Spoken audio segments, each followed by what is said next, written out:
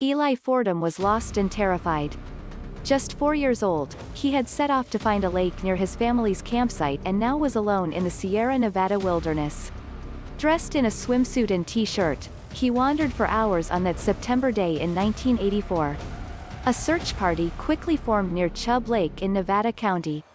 A dog tracked the missing boy's scent to a cliff, and his father worried that Eli had fallen over the edge as searchers looked for him. Night came. Then morning. On the second day, something Eli had heard discussed at his brother's Cub Scout meeting months earlier in the San Diego County town of Santee popped into his head. The children were told that if they ever became lost in the wilderness, they should do one simple thing: hug a tree. Instead of wandering around, possibly walking away from those searching for them, lost kids should stay put. Eli remembered the lesson and stopped walking. He found a tree trunk, sat down and started talking with it. For a really long time. In my 4-year-old head, I was having a conversation and it was talking back and it just kept me right there, he recalled.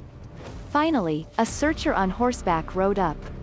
People had been looking for Eli for nearly 24 hours. The boy looked up and asked the man, "Where have you been?"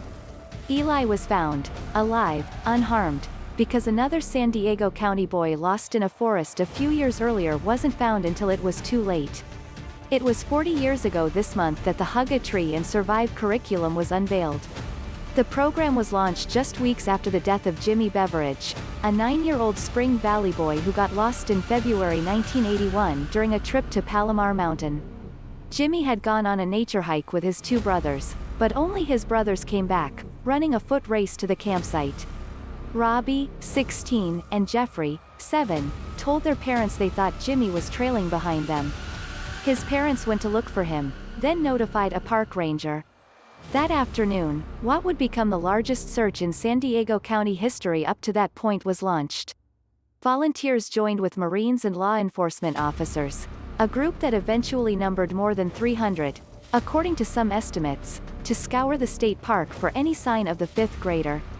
For days, searchers tackled terrain on the 5,000-foot mountain, from steep cliffs to rolling meadows, at times crawling through thick manzanita and peering over sheer drops.